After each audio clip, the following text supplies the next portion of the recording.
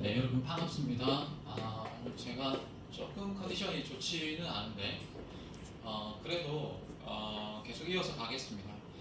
그 뭔가를 계속 이어서 지속적으로 한다는 게 진짜 어려운 것 같고요. 그리고 한 가지를 아주 높은 수준까지 올라가는 것이 상당히 어려운 것 같아요. 사실 어느 정도까지 실력이 올라가는 것은 사실은 충분히 누구든지 할 수 있는데 어떤 한 가지 분야를 상당히 높은 수준까지 올라가기 위해서는 엄청난 인내와 그리고 성실함과 의지와 어떤 여러 가지 동기, 상황들이 다 이렇게 뒷받침돼야 되기 때문에 쉽지는 않은 것 같아요. 그런데 자, 오늘 22번을 같이 공부해 볼 건데 이렇게 주어진 문장의 위치를 찾는 건데요. 어, 제가 그냥 스키마, 배경 지식이 많으면 많을수록 글을 읽는데 유용하다라고 했는데 사실 그 배경 지식이라는 것이 여러분의 커먼 센스, 그러니까 상식으로 이렇게 치환이 되지 않습니까? 그런데 그런 상식이 오히려 글을 읽는데 방해가 되기도 하는 것이 전혀 새로운 낯선 주장인 경우에는 여러분 상식 밖에 있는 그 내용을 받아들이기가 쉽지가 않거든요. 그래서 결론적으로 우리는 이 문제를 풀 때 지문에 최대한 충실하는 것이 일단 우선이다 이런 말씀을 드리면서 22번 글을 선생님이 미리 한번 문제를 풀어봤는데 상당히 내용이 낯설고 상당히 뭔가 되게 내용을 이해하기가 그렇게 쉽지는 않았어요. 그래서 무슨 말인지 모르겠고 어휘도 제가 모르는 어휘가 좀 있어가지고 좀 당황을 했습니다. 그래서 근데 이런 것을 고3 문제집이라고 만들어 놓았다는 것이 과연 이게 고등학교 3학년 수준을 지금 알고 이게 문제를 낸 건지 잘 모르겠어요. 도대체 뭐에 근거했는지 잘 모르겠고 그 만약에 정상적인 교육 과정을 이수한 학생들이라면 이런 문제를 풀 수 있어야 되는데 수능이라는 게 1등급이 지금 한 6% 나옵니까? 심할 때는 4%밖에 안 나오지 않습니까? 그러면 100명 중에서 한 5명 내외 정도만 맞출 수 있는 90점 이상을 맞출 수가 있는 그런 문제를 냈다는 것 자체가 이미 95명의 나머지 학생들은 문제를 풀 수 없는 그런 문제를 냈다는 게 아닐까요? 그러면 그 문제 자체가 뭐 잘못된 게 아닙니까? 지나치게 어렵고 그러니까 100명 중에 95명은 1등급이 될 수 없고 겨우 그 극소수의 아주 특수한 5명의 학생들만 1등급을 받는 그런 시험이라면 그 시험 자체가 문제가 있는 게 아닐까요? 아니 이 정도의 글을 어떻게 1분 30초 내에 이거를 편안하게 읽고 풀 수 있는 학생이 과연 우리나라 고3 학생들이 그렇게 많이 있을까요? 저는 사실 영어 교사이지만 지금 제가 이 글을 보고 답이 안 보여가지고 순간 당황했습니다. 그래서 제가 영어를 못하는 편이 아님에도 불구하고 이게 지금 답이 잘 안 보인다는 거는 문제 자체가 너무 어려운 게 아닌가 그런 생각이 드네요. 그래서 도대체 이 글을 어디서 가져와가지고 이런 문제를 내는 건지 정말 학생들의 그 사기를 꺾어버리고 그리고 그냥 수능 영어를 포기하게 만드는 그런 안 좋은 문제인지는 않을까. 그래서 이렇게 독해만 냅다 어렵고 그 다음에 라이팅 앤 스피킹, 리스닝 이런 것, 뭐 라이팅과 스피킹 아예 시험조차 치지도 않고 리스닝은 또 독해에 비해서는 상당히 또 난이도가 낮고 이런 수능 영어가 이게 존속되는 것이 맞는가에 대해서 좀 저는 좀 회의가 듭니다. 그래서 좀 문제가 좀 너무 어렵다 그런 생각이 들지만 제가 한번 미리 풀어봤는데 그래서 여러분도 어렵겠지만 저랑 같이 한번 공부를 해보도록 하겠습니다.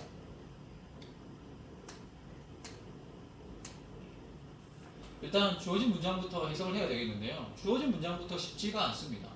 주어진 문장을 보면 아,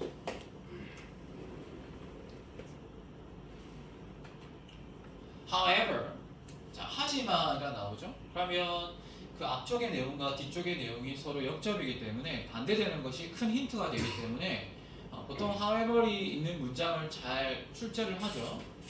A man has 인간은 no such objective property as a reputation. 자, 평판이라는 것과 같은 객관적인 어떤 재산을 소유하고 있지 않다 이런 말이죠. 그러니까 평판, 어떤 A라는 사람의 평판 그런 것들을 우리가 객관적인 어떠한 어떤 재산으로서 그런 것을 가지고 있지 않다. 그러면은 그 앞쪽에는 어떤 내용이 나왔어야 되겠어요? 어떤 그 평판을 가지고 있다 이런 말이 나왔어야 되죠. 근데 그 경계 지점을 찾아야 되겠습니다. 평판을 재산이라고 인식하는 어떤 그런 관점도 되게 낯설고 일단 한번 가볼게요. In a free society, 자유사회, 우리가 살고 있는 사회가 자유민주주의 사회죠. 이 자유사회에서는 every man is a self-owner. 모든 사람이 자기 자신의 주인이다. 뭐 이런 말이겠죠. self-owner란 말 자체도 우리가 자주 보는 표현이 아닙니다. 그래서 이게 이해하기가 좀 쉽지는 않은데 제가 미리 읽어보니까 그런 말 같아요. 그래서 모든 사람은 자기 자신의 주인이다. 요즘은 노예제 사회가 아니고 그런 노예제 사회가 없기 때문에 당연하게 생각하죠. 나의 주인은 나다. 이거에 대해서 부정할 사람은 없습니다. 근데 여기서 지금 논지를 펼쳐나갈 건데요. No man is allowed to own the body or mind of another. 자, 이 self-owner란 말 자체가 조금 추상적이고 너무 포괄적이기 때문에 이 말을 좀 풀어준다고 생각하시면 돼요. 그 어떤 누구도 다른 사람의 몸과 마음을 소유하도록 허락되지 않는다. 지금 우리 현대사회에서 한 사람이 다른 사람을 소유할 수가 없습니다. 그게 정신이든 그게 마음이든 그게 신체이든 어쨌든 소유할 수가 없다. 나의 주인은 나다. 뭐 이건 너무 당연한 거죠. 오케이. 그런데 이 너무 당연한 게 말이죠. 사실 옛날에는 이 다른 사람의 몸과 마음을 소유한다는 것이 사실은 being the essence of slavery, 노예제의 본질이었다는 거죠. 노예제의 본질. This condition, 이러한 조건은 completely rejects, 완벽하게 거부한다. The basis for a law of defamation. 이 defamation 단어의 뜻을 여기 이렇게 줘놨습니다. 이게 지금 어원상으로는 D 플러스 fame 플러스 TION이잖아요. 그래서 fame이 명예니까 명예의 이제 부정어가 defamation이라는데 사실 근데 이 단어가 너무 낯설죠. 그래서 이렇게 단어를 줘놨습니다. 근데 이 명예훼손법의 근거를 거부한다라고 했어요. 그 명예훼손법의 근거를 거부한다. 명예훼손법의 근거를 거부한다. 그러니까 누군가의 명예를 훼손할 수 있다는 근거는 뭐겠어요? 그 사람이 그 자신의 명예를 소유하고 있고 그 재산과 같은 그 명예를 누군가 침해했다는 것이 성립하기 때문에 명예훼손법이 성립을 하는 거겠죠. 그런데 이 사람 말로는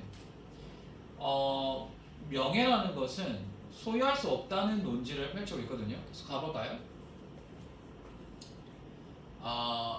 IE는 즉 다시 말해서 라는 라틴어죠. LIBL 이 처음 보죠 이 단어. 저도 처음 봅니다. 근데 여기 뜻이 안 나와 있어요. 대신에 가로 속에 뜻이 나와 있어요. 그래서 뜻을 안 준 것 같아요. 발음이 libel인데 그 written defamation 문서화된 명예훼손을 libel이라고 그러고 slander 같은 경우에는 oral defamation 그 구두로 말로 하는 명예훼손. 어쨌든 libel이든 slander든 기본적으로 이 defamation에 대해서 얘기를 하고 있습니다. defamation. 그러면 이 defamation의 법의 근거는 이렇게 합당한가에 대해서 이 사람이 지금 반대 의견을 주장하는 것이 reject라고 했기 때문에 반대 의견을 주장하는 거죠. For the basis of outlawing defamation is that 그러면 명예훼손을 outlawing 금지하는 outlaw가 법 바깥에 있는 거잖아요. 네. 괜찮아요.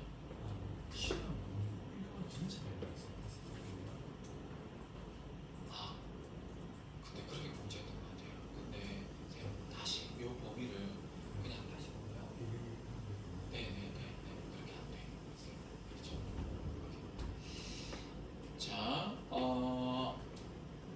자 22번 outlaw라는 것은 법 바깥에 있는 거니까 금지하는 건데 그러면 defamation 이 명예훼손법을 명예훼손을 금지하는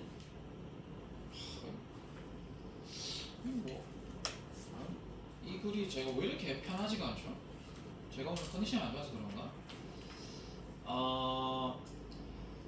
왜냐하면 여기서 for라는 것은 왜냐하면이고요. 그 다음에 그 명예훼손을 금지하는 명예훼손을 금하는 근거. 이 사람은 계속해서 명예훼손법을 금지해야 된다고 생각하는 것 같아요. 근데 명예훼손법이 지금 있잖아요. 있는데 이 사람은 계속 명예훼손을 금지해야 되는 근거가 뭐냐면 every man 모든 사람은 has a property in his own reputation. 모든 사람은 그 자신의 평판에 대한 재산을 가지고 있다.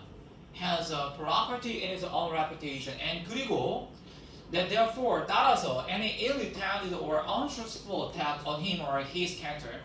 자, 어떤 사람에 대해서 그것이 나쁜 의도를 가졌든 진실하지 못한 어떠한 공격이든지 간에 심지어는 truthful attack 그것이 진실한 공격일지라도 그것이 injures 상하게 한다는 거죠. His reputation 그의 평판을 상하게 하고 따라서 should be punished 이렇게 벌을 줘야 한다.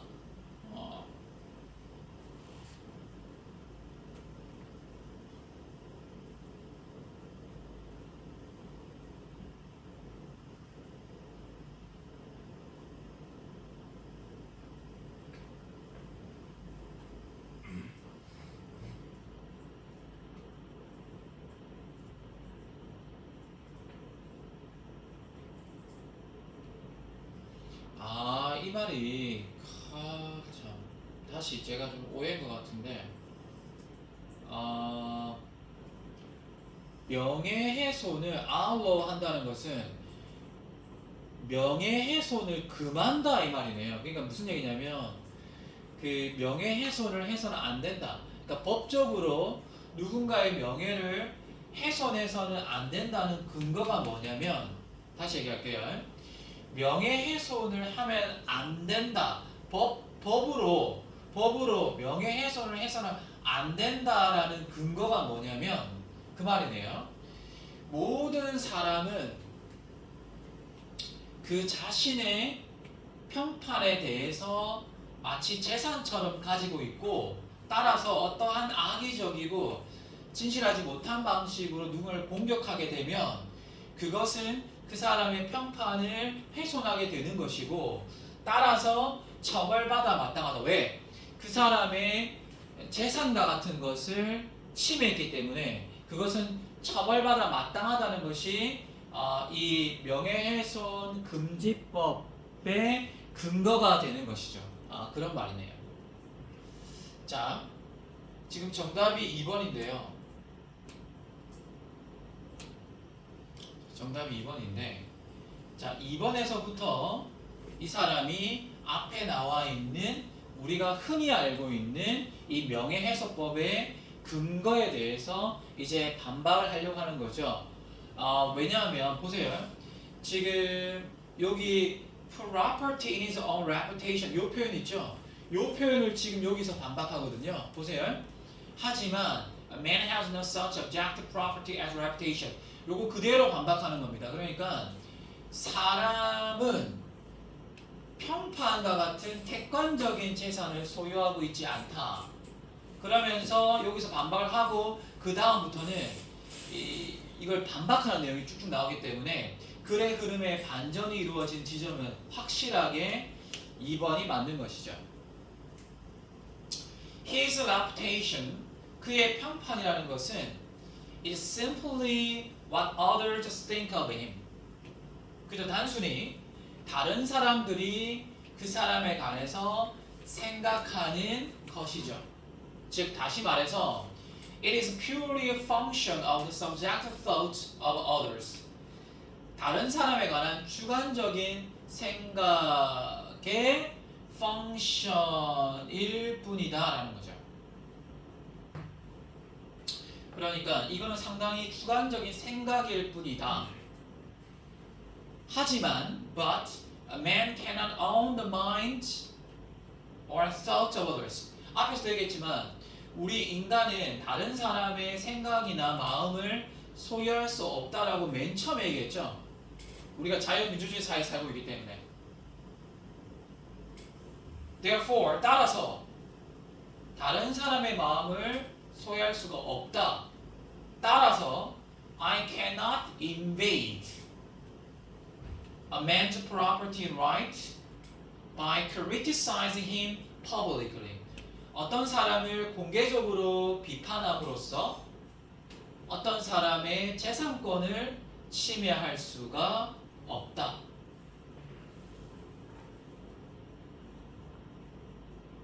내가 다른 사람의 마음을 소유할 수가 없고 내가 그 사람의 마음을 뺏어올 수가 없죠. 자, 보세요. 그러니까 A라는 사람의 reputation이 있는데 평판이 있는데 그 평판을 우리가 침해했다는 것은 좀 쉽게 말해서 그 사람의 평판을 나가 B라고 했을 때 내가 그거를 일부를 가져왔다 라고 볼 수가 있는데 가져왔다는 것은 소유한다는 거잖아요. 그런데 자유민주주의 사회에서 다른 사람의 마음을 소유할 수가 없잖아요. 따라서 소유할 수 없기 때문에 같은 말로 침해도 할 수가 없는 겁니다. 소유할 수 없기 때문에 침해할 수도 없다. 그러니까 B라는 사람이 A를 비판했어요. 그러면 과연 이것이 명예훼손이냐? 명예훼손을 했다는 것은 명예가 마치 재산처럼 그 사람이 소유하고 있고 객관적인 소유물이 있고 그 객관적인 소유물을 제가 가져왔다는 건데 사실은 평판이라는 것은 비판이라는 것은 어떤 사람이 다른 사람에 가지는 주관적인 생각일 뿐이므로 그 주관적인 생각이 법적으로 내가 누군가를 주관적으로 비판할 수 있잖아요. 근데 그 비판하는 것이 주관적으로 비판하는 것이 내가 그 사람의 객관적인 어떠한 소유물을 해친 건 아니잖아요. 따라서 이걸 법으로 금지하는 것이 과연 옳은가에 대해서 얘기를 하고 있는 거죠. 여러분 조금 아시겠어요? Further 더 나아가서 Since I do not own others' minds either. 나도 다른 사람의 마음을 역시나 가지고 있지 않고 다른 사람도 역시 내 마음을 소유할 수 없다. 가질 수 없다. 내게 아니다. 따라서 I cannot force anyone else. 난 그 어떤 누구에게도 강요할 수 없다. To think less of the man because of my criticism. 나의 비판 때문에 다른 사람에 관해서 덜 덜 그러니까 안 좋게, 덜 좋게, 그러니까 더 안 좋게 맞죠? 해설지에 따르면 나는 나의 비판으로 인해 다른 어느 누구도 그 사람을 더 낮게 평가하도록 less of the man 더 낮게 평가하도록 뭐 할 수 없다? 강요도 할 수가 없다.